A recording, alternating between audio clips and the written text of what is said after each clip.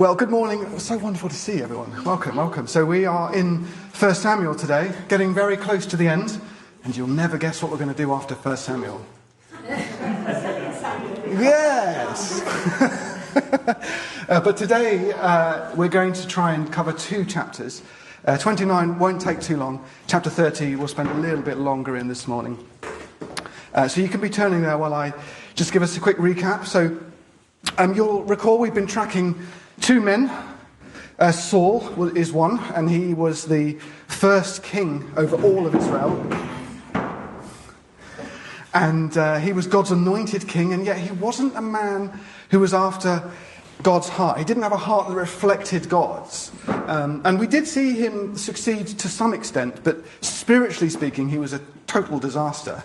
And I think we need look no further than our study last time, when we saw him trying to seek God through the occult with that medium in Endor. And you think, whoa, how did it come to this, Saul? And what we'll find in today's text is it will imply, and I'll point out where when we get there, it will imply that effectively Saul has achieved nothing. Zero. So that's the first guy, Saul. And then the second man we've been tracking with is David. David is the man that God has chosen to replace Saul. He's not perfect either, but he is doing far, far better. Now, he was anointed way, way back in chapter 16. Anointed means demarked and set aside to be king, not yet installed, but set aside. Chapter 16, so that's before his battle with Goliath. It's before he came into Saul's army and was his bodyguard.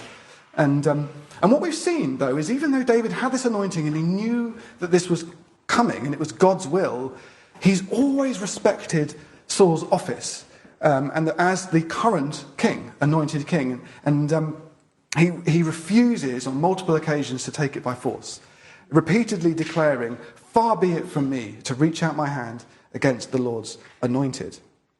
In fact, what he said in chapter 26, verse 10 is this.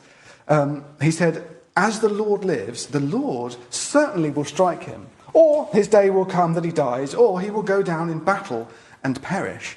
And we are now getting rather close to David's words finding their fulfillment. So in the last chapter, 28, again, that remarkable scene where Samuel came up from Sheol to deliver this message to Saul. And one of the things he said was this in verse 19. He said, 28:19, "Furthermore, the Lord will also hand Israel, along with you, over to the Philistines. So tomorrow you and your sons will be with me.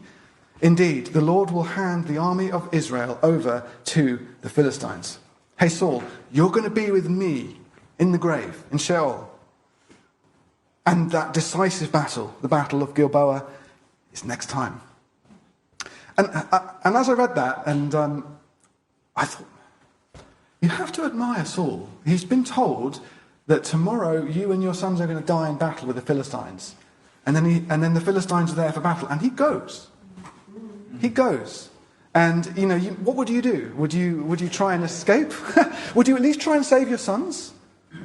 But I think that was quite remarkable for Saul, in the end, to accept what God had said.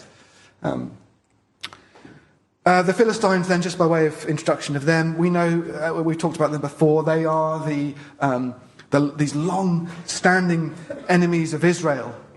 And what's really remarkable is the fact that David has been living with them for the last 16 months, with the king, whose name is King Achish, easy for you to say, of the Philistines. And King Achish is convinced that David, I think the word it uses is he's made himself a complete stink to Israel. He's just made himself a total stench, obnoxious. And so Achish thinks David is my guy now, and he's serving as the bodyguard for the Philistines. Amazing. So, I think, let's just get into it. Because I think this is probably going to run about 50 minutes today. So let's just move through as fast as we can. So verse 1, chapter 29 says, "Now the Philistines gathered together all their armies to Aphek, where the Israelites were camping by the spring which is in Jezreel. Now, so in the last chapter, chapter 28, we saw that the battle was starting to draw near, and we read that the Philistines camped at a place called Shunem, and the army of Israel in a place called Gilboa. And Tony showed you a map, and you may remember that those places are actually quite far north. So here's another map just to jog your memory. So if you look way at the top of that map, that is where you will find Gilboa and Shunem. But what we've read now in chapter 29 is that the Philistines gather in Aphek. And that, I'm not going to walk around because of these cables, but that is actually, you can see Gath there and you can see Aphek just a bit further north, or Aphek. And as this map implies, what we infer then is that this event here in chapter 29 is taking place before the Philistines proceed all the way up to Shunem in chapter 28. That is to say, not strictly in chronological order. So I think that's the best way to make sense of the text, because the only other alternative is that the Philistines marched all the way up there and then came back to Aphek to have this conversation about David, which seems absurd to me. So the best way to look at it is this is happening 2 days prior to the event that we just read in chapter 28. Okay. Now, Aphek, or Aphek. Now, this is really actually quite a significant place. You may remember way back in chapter 4, just after Samuel was established as a young prophet in Israel, that the Philistines camped at a place called Aphek. And that was the battle where Eli foolishly brought the Ark of the Covenant into battle. And you remember the story. It got stolen, it got captured, and God had to directly intervene. And there's this remarkable scene where Samuel's like, don't stop praying. And God sends his massive thunderclap, and it's really quite amazing. You should reread it. But that was here in Aphek. And then just exactly after those events, Israel's like, man, we really need a king. We really, really need a king. And here we are at the end of Saul's reign, and where are the Philistines encamped? It's the same place, Aphek. And this is the thing, and it prompts you to ask, and I think that the author wants us to ask ourselves this question: what has Saul achieved then? The Philistines have not been pushed back at all. They're in the same place. The fruit of Saul's reign is nothing. And that is with the advantage of David's destruction. He killed Goliath. David was the one who caused that whole rout of the Philistines. And under Saul's watch, they've been able to regroup and come back to the exact same place as an adversary to Israel. All of Saul's labour would seem to be heavily implied to be for naught. Or to put it another way, the best that man can offer adds up to nothing. And we remember the Psalm 127, verse 1, which says, unless the Lord builds a house, those who build it labour in vain. Unless the Lord guards the city, the watchman stays awake in vain. And you could look to the book of Ecclesiastes for all of what it says about the meaninglessness and the emptiness of a life lived apart from God's blessing and apart from God. And that seems to be the sum of Saul's reign. So verse 2 through 5 says, and the governors of the Philistines were proceeding on, leading hundreds and thousands, and David and his men were proceeding in the back with Achish.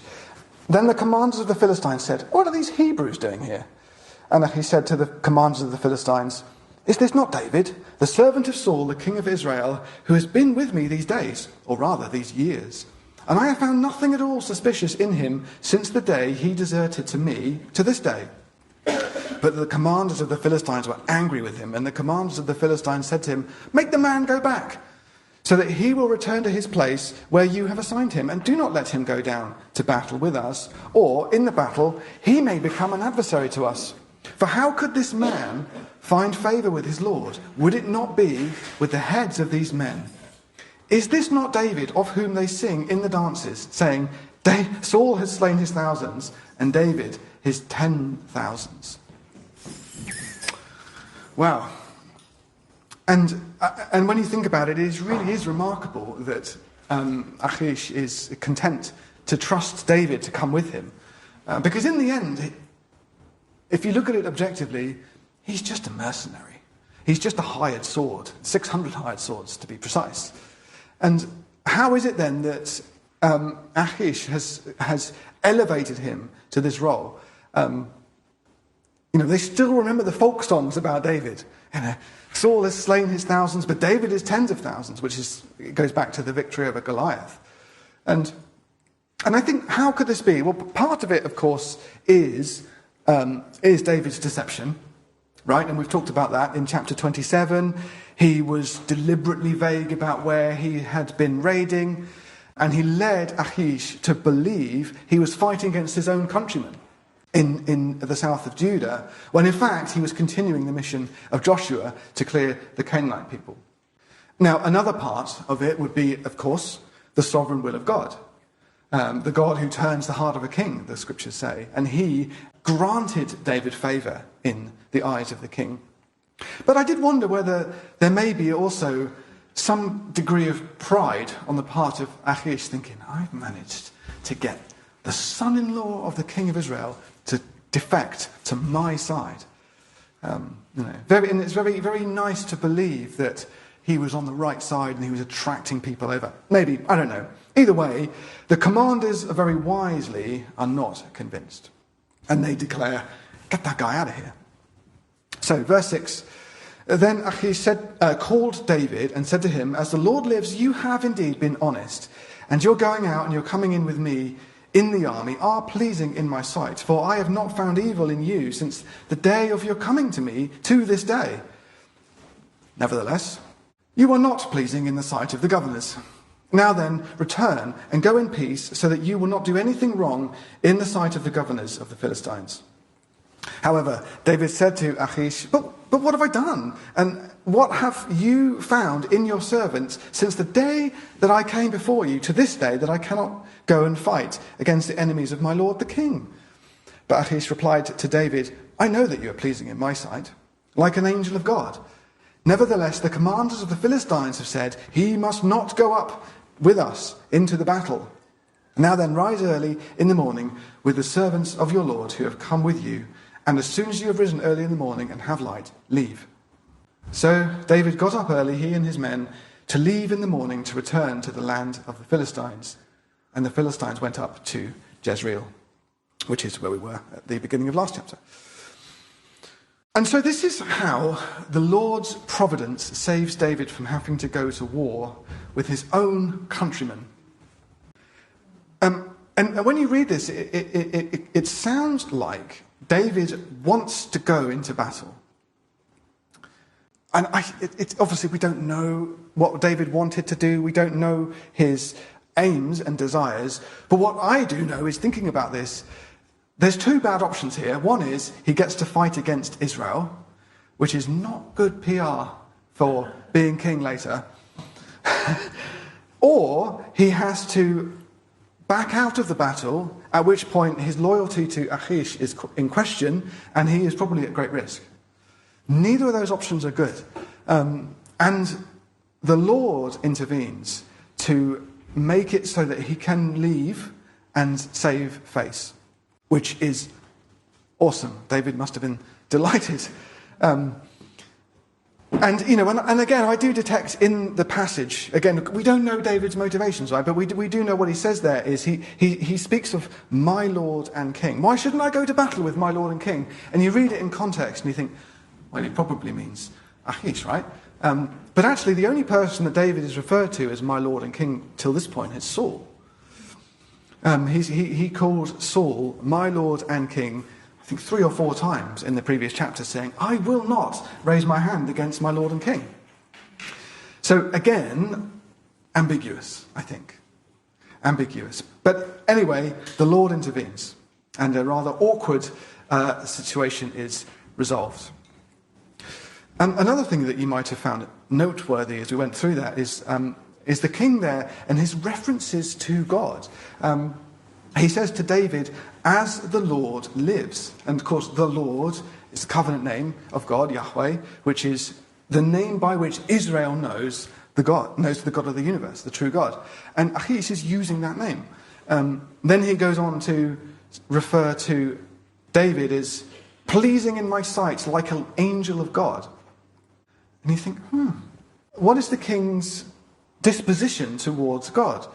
I don't know. And I found myself thinking that what this said to me is it says more about David than it does about Achish, I think.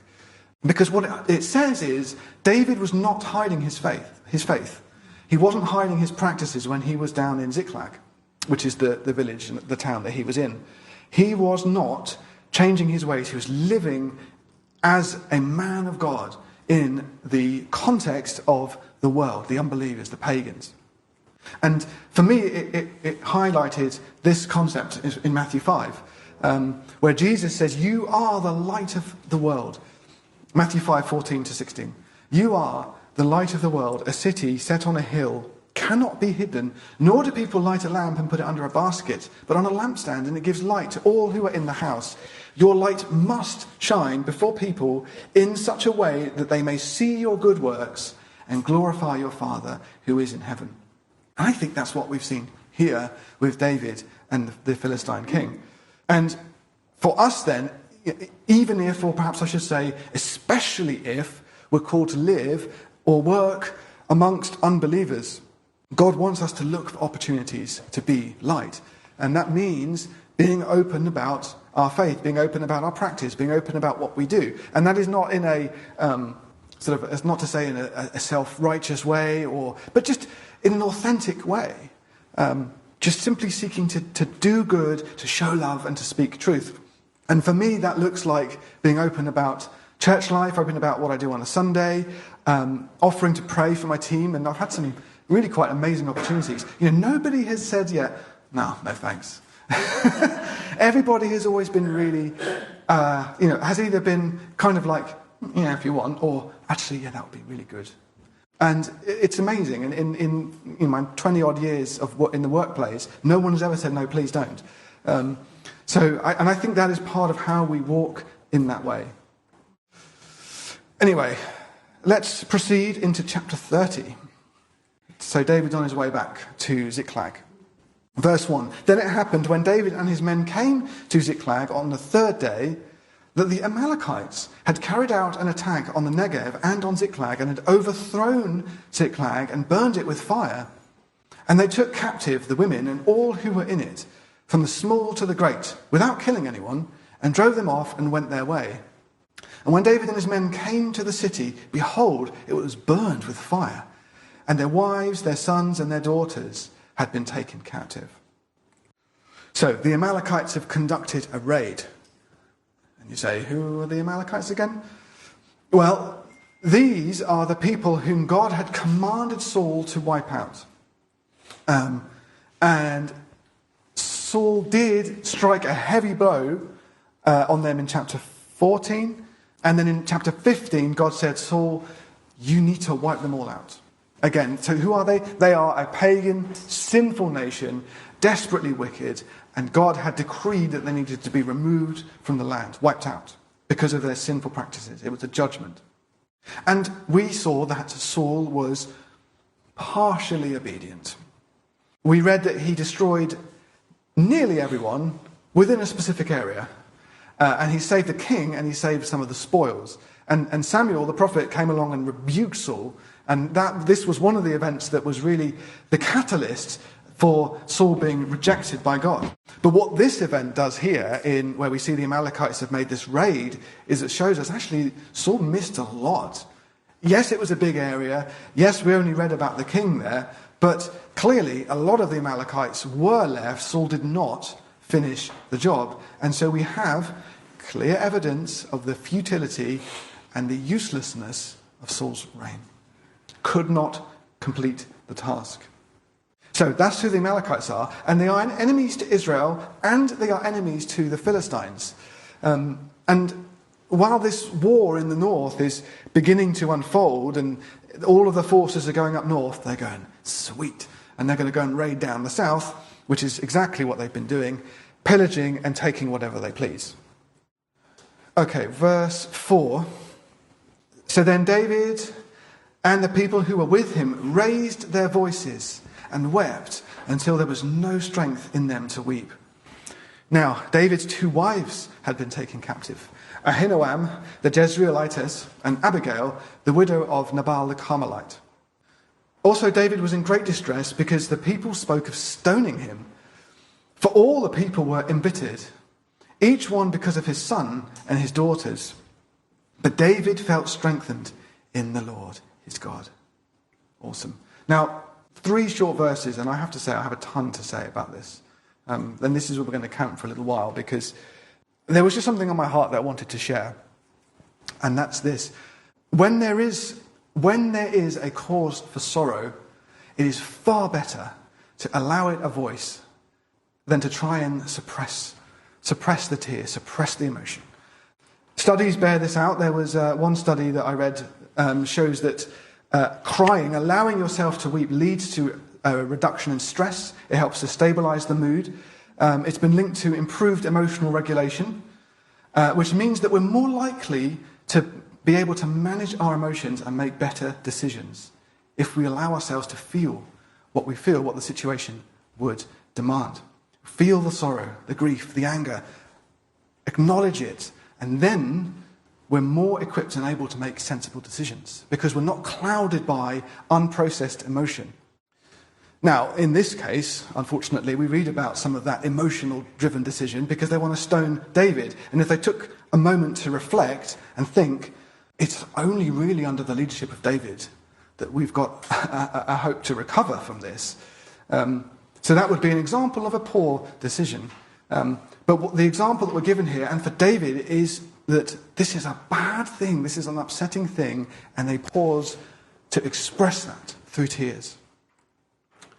And then we read, David felt strengthened in the Lord. And just before we ponder on that phrase, I want to just observe and remind you that the order is that they see the disaster, they see the horrible sight of their village burned and their people gone. And they don't just get all, what do I do about this? They allow themselves to respond with emotion. And then we read, David strengthened himself in the Lord. And I do wonder, how often do I try and skip the part where we acknowledge and confess and just say, yeah, this hurts. I'm upset by this. My habit, and I wonder if some of you, is to go, what do I do about this? And studies would indicate that is not a healthy way to respond, and it will lead to worse decisions. So, but what I have believed in the past is, well, I should just go straight to the Lord and strengthen myself in the Lord. I shouldn't feel sorrow. Because how can someone with a perfect future hope have anything to be grieved or upset by? Doesn't me being upset indicate or say that I don't really believe in that perfect future hope?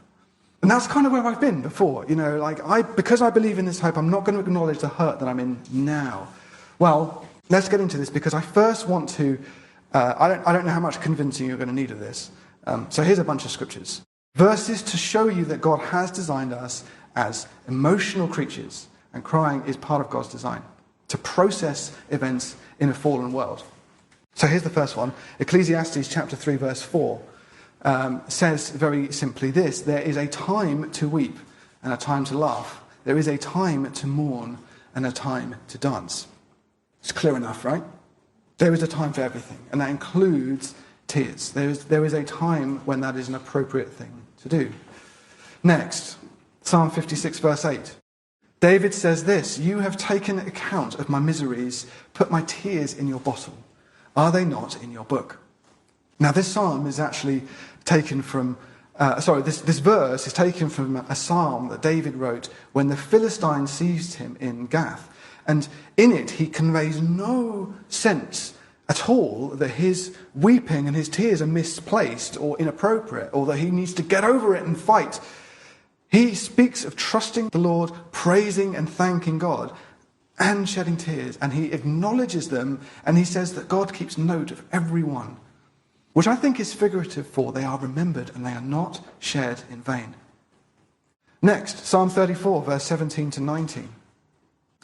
The righteous cry out, and the Lord hears, and rescues them from all their troubles. The Lord is near to the brokenhearted, and saves those who are crushed in spirit. The afflictions of the righteous are many, but the Lord rescues him from them all. The righteous cry out, and the Lord is near to the brokenhearted. You see, the Lord is not ashamed of us when we're upset. And he's not thinking, oh my goodness, my promises should be enough for them. Just stop your crying and get over it. No, the Lord he comes near to honest brokenness. And I think the only thing I would add is that we should strive to address those cries to God.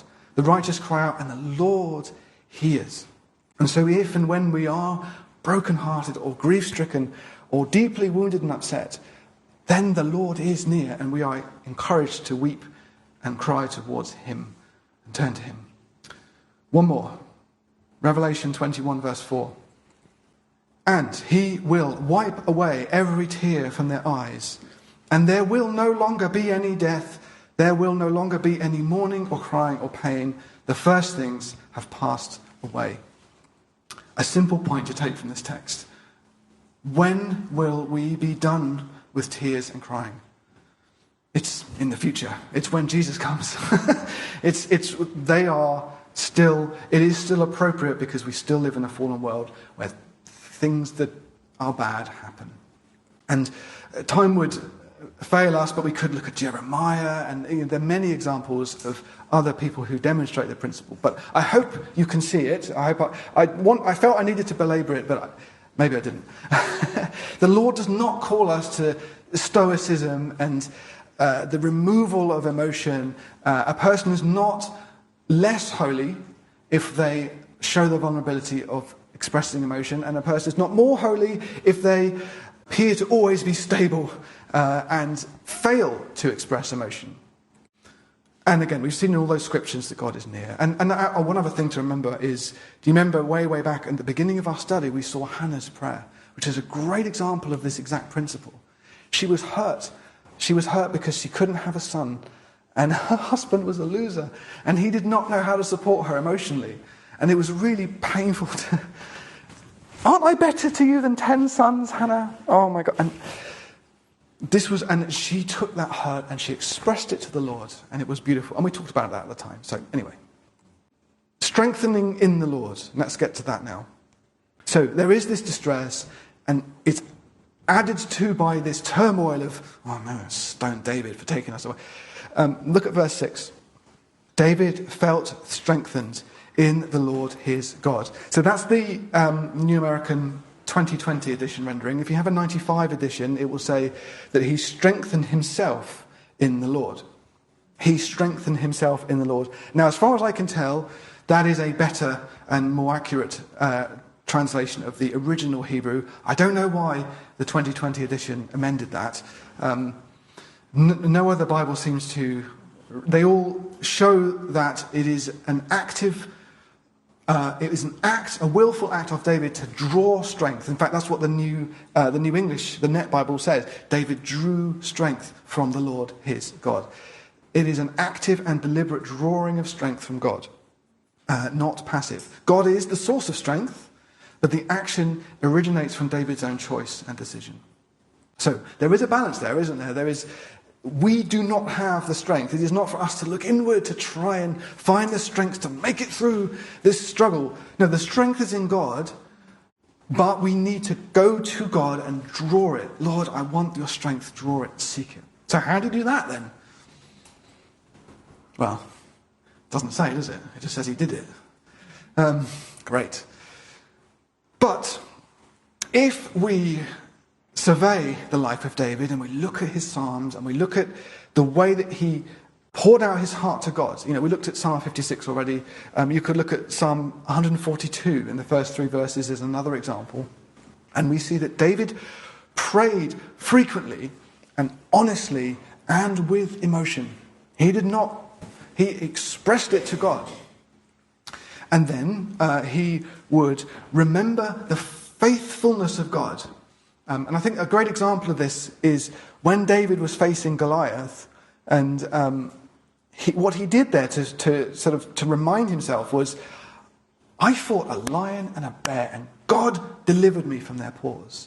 He remembered God's faithfulness in the past, which allowed him to move forward with hope for the future and confidence. And I think that is one of the ways that David draws strength. And then in this very chapter, and we'll see this in a moment, immediately after drawing strength, what he does is he seeks the counsel of God, and then he took action based on what God says. So that is seeking the Lord ready to make a faith-based response. So, prayed frequently, honestly, showed his emotion to God, was honest how he felt, remembered the faithfulness of God, and then sought the Lord's counsel, took action. Okay, cool. What else? Well, I wanted to talk about a couple of other examples of how one draws strength from the Lord as well. And the first one you may read would be Matthew 26, which is Jesus in the Garden of Gethsemane. And if you read verses 36 to 46, you'll note a few things. Jesus there in the garden was under extreme emotional distress as he anticipated bearing the sins of humanity. And what do we see? Well, he took his closest friends, Peter, James and John, and only them. He took them into confidence. He revealed to them how he felt, and he asked for their prayers and support. He went and prayed honestly to God. He said, "Let this cup pass from me." Honest expression of how he felt. And then he submitted to the will of God. "Yet not what I will, but as you will." And he did that 3 times. Repeatedly praying to the Lord is not wrong. It's not a lack of faith. Jesus did that. And if he needed to do that, you can bet we do. And then he received strength. Remember, the angel came to minister to him. Another example we could look at would be Paul and his thorn in the flesh, which is in 2 Corinthians chapter 12, verses 7 through 10. And we read about this somewhat enigmatic thorn in the flesh. All we know about it is it's a messenger from Satan. That sounds like it sucked. But that's what he had. And what did he do? He prayed 3 times that it would leave him. And he didn't get what he asked. Instead, he got the response, "My grace is sufficient for you. My power is perfected in weakness." Now, was Paul like, "Oh, good, that's all right then. I won't worry about it anymore"? I think this was, do you remember, it was given to him because of the visions that he'd had, and there was a purpose in the suffering that it caused, and the way that it would cause him to not get proud and to remember his God. And Paul learned in time to reframe his perspective and reframe his suffering, saying, "I delight in my weaknesses and my distresses, because when I am weak, then I am strong." That is drawing strength. Reframing one's perspective, drawing strength from God, is actually linked to acknowledging one's own weakness. We better sum this up and move on. The sum up for all of that would be Scripture and science agree that it is healthy and right for us to express our emotions, to weep when it's appropriate, to share it with others. Secondly, drawing strength from God is not helped by refusing to acknowledge how we feel. As Paul said, actually, no, we confess or even boast in our weaknesses, because then his strength is perfected in us. Jesus, David, Paul, they all model actively seeking God's strength for themselves. And we see that it is done through recalling the past works of God, his faithfulness. It is repeating heartfelt prayer as often as is required, and it is submission to the will of God. And then Jesus also modeled for us that community aspect, taking his closest friends, but not everybody, into his confidence to share the burden and to pray. All right, that's enough of that. Verse 7. Then David said to Abiathar, the priest, the son of Ahimelech, "Please bring me the ephod." So Abiathar brought the ephod to David, and David inquired of the Lord, saying, "Shall I pursue this band of raiders? Will I overtake them?" And he said to him, "Pursue, for you will certainly overtake them, and you will certainly rescue everyone." So, in the turmoil and the upset, David is seeking God's counsel, very wise. And we've talked about Abiathar and the ephod back in chapter 23, and I went into some detail, so we can move on for now. You can listen to that teaching online if you would like to catch up. So with David's prayer, what we're reminded of is that faith-based action is prayer-based action. Because David was a warrior, and he could have said, right, I'm going to find those Amalekites and I'm going to beat them up. But he didn't. He sought the Lord. He sought the Lord and waited for his word. How often do we think? How often do I think? Something's happened. I've got to do something about it. And maybe you do, but the first thing to do would be to pray. And maybe to seek some wisdom. Maybe talk with my wife would be good. And then take action. So, verse 9.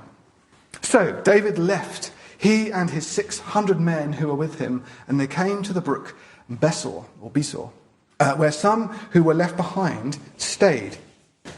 But David pursued, he and 400 men, for 200 were too exhausted to cross the brook Besor and stayed behind. So David's army is 600 strong. And if you remember that map I showed you, they've marched 3 straight days up to Aphek, 3 straight days back again to Ziklag, carrying all of their armour and their weapons of war and their provisions. And I don't know, I couldn't find much about the brook Besor, but it would seem the implication of this is it was particularly challenging to cross. And so a third of his army, and I think I said before, his army were tough dudes. They were strong guys. Like the weakest of them was a match for 100. One passage in First Chronicles reveals. They were tough guys, strong guys, and they couldn't do it. They could not. They were done. And that must have been a hard thing to admit to yourself if it's your children or wife that has been taken. I can't go on. They couldn't go on. So it shows you how exhausted they were. Verse 11. Now they found an Egyptian in the field and brought him to David and gave him bread and he ate. And they provided him water to drink. And they also gave him a slice of fig cake and 2 cakes of raisins. And he ate, and his spirit revived, for he had not eaten bread or drunk water for 3 days and 3 nights. And then David said to him, "To whom do you belong, and where are you from?" And he said, "I am a young man of Egypt, a servant of an Amalekite, and my master abandoned me when I became sick 3 days ago. We carried out an attack on the Negev of the Harathites, and on that which belongs to Judah, and on the Negev of Caleb, and we burned Ziklag with fire." And then David said to him, "Will you bring me down to this band of raiders?" And he said, "Swear to me by God that you will not kill me or hand me over to my master, and I will bring you down to this band."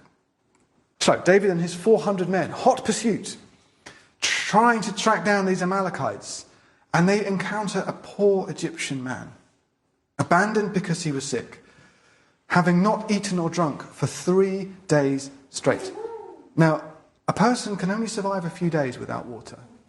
Just if they're in good health, they'll only survive a few days without water. Now, this guy is sick, and he is in the desert. I think the fact that he is still alive is a miracle, and he is not in a good shape. And also notice the question, "To whom do you belong?" This implies David doesn't look at him and go, here's an opportunity for some military intelligence. He sees a man in need, and he stops. He is the Good Samaritan. David was on a mission that God had commanded him to do, and that God had promised success, and he took the time to do good to a stranger in desperate need. I think we should reflect on that. He took time. Now, I read that figs and raisins are a great choice. High in sugars for immediate energy restoration, high in fibre and nutrients for that sustained recovery, and easy to digest.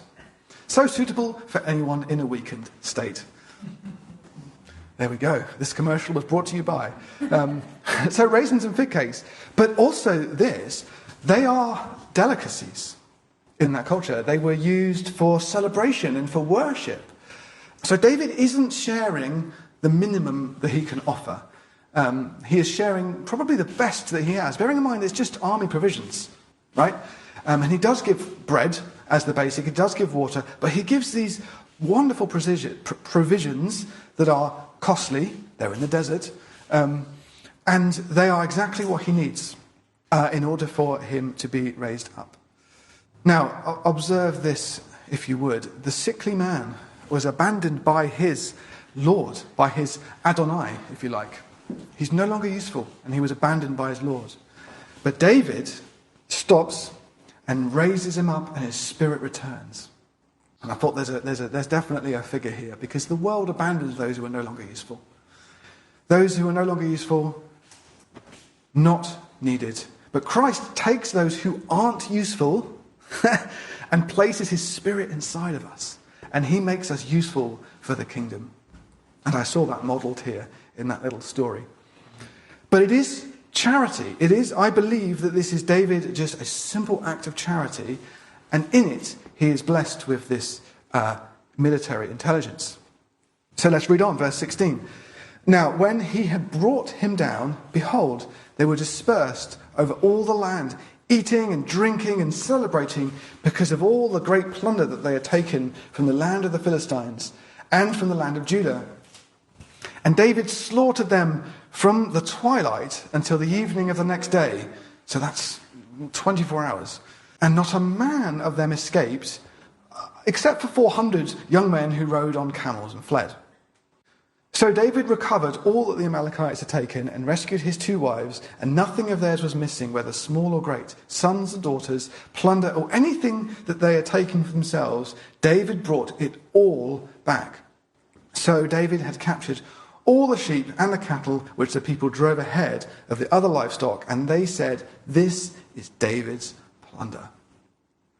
Success, just as God had promised. And the Amalekites' guard is completely down. As I said, they were expecting an pillaging season, because they knew that the Philistines and Israel were all up north getting ready for this battle, rattling their spears at each other. And the Amalekites were like, great, we'll go and plunder.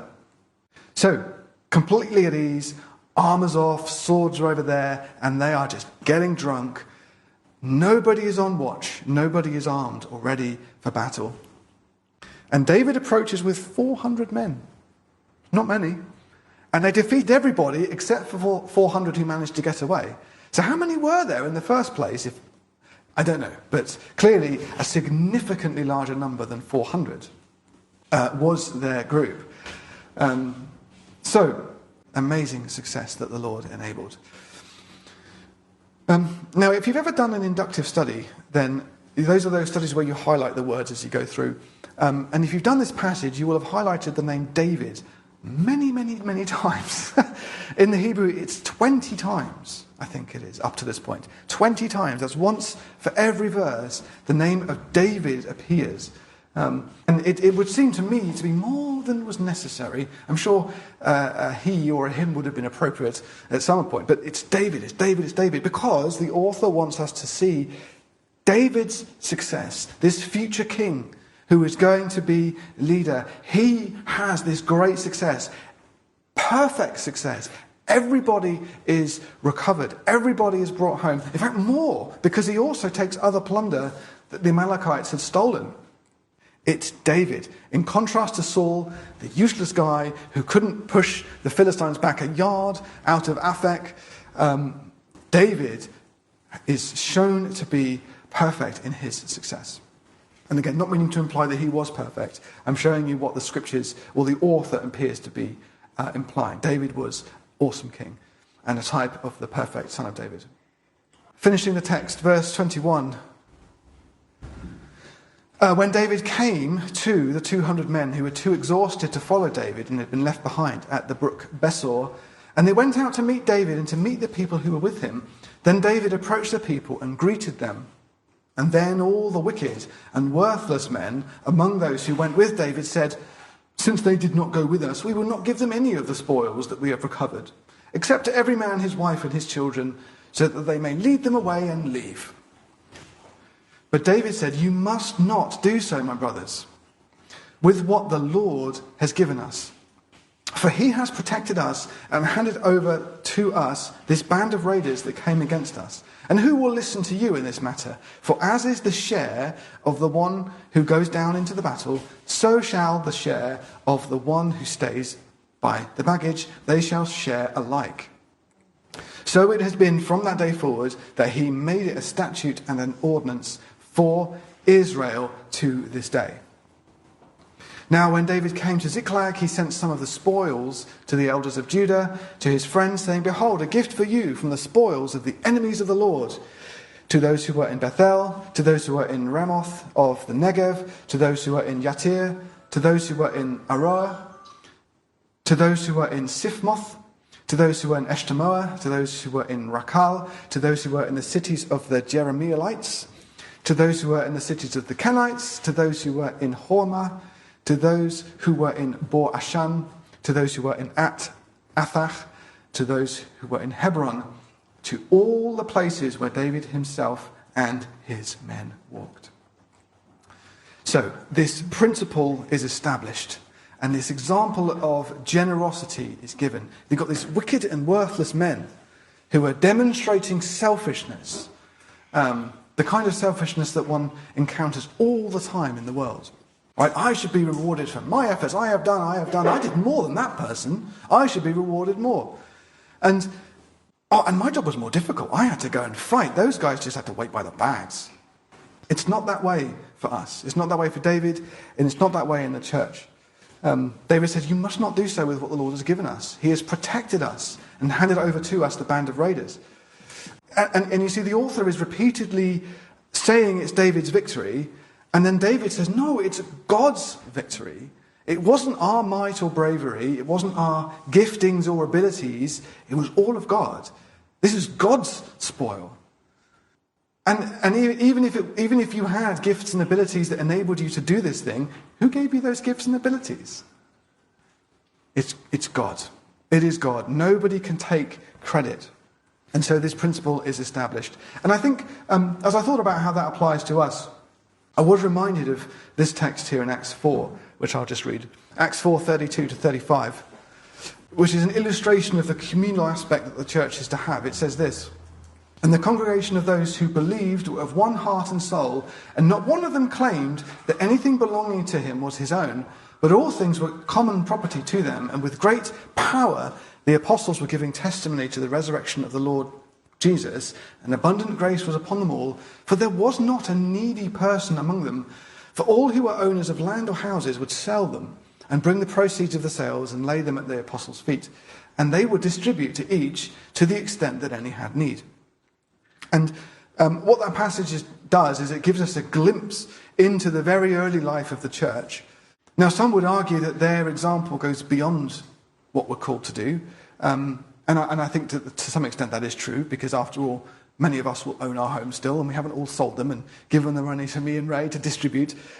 We haven't followed this example to the letter, but the principle is what we have, we share. And so we live out that principle by opening our homes.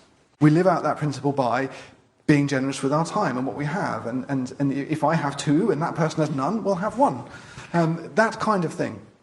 Share and share alike. The phrase that comes out of our very text in 1 Samuel.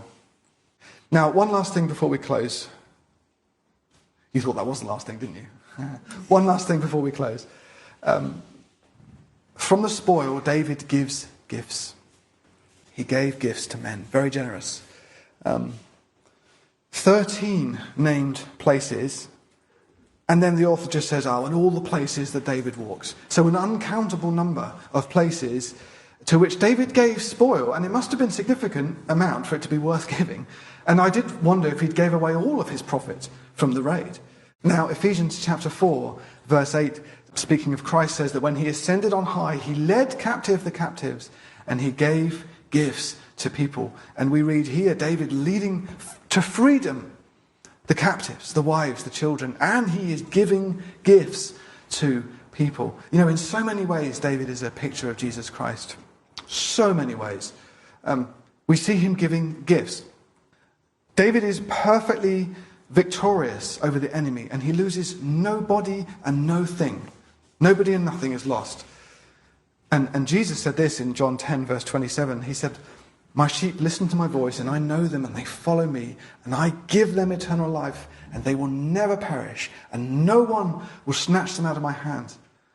My Father who has given them to me is greater than all, and no one is able to snatch them out of my Father's hand." Perfect is Jesus, able to keep those who are his. And then in his victory, he gives these gifts, just like the victorious Jesus Christ, who blesses his church with gifts of grace. And then this, David blesses abundantly. Jesus Christ gives life and spiritual riches. John 10 verse 10 says that the thief comes only to steal and kill and destroy. I came so that they would have life and have it abundantly. Abundant life. And that abundant life that may be characterized or touched with suffering and weeping and weakness. But Paul said, when I'm weak, then I am strong. And may our weaknesses trigger us to seek the God of all comfort, to be conscious of the gifts and the blessings that he offers us today and look forward to that day when weeping will be no more. Amen.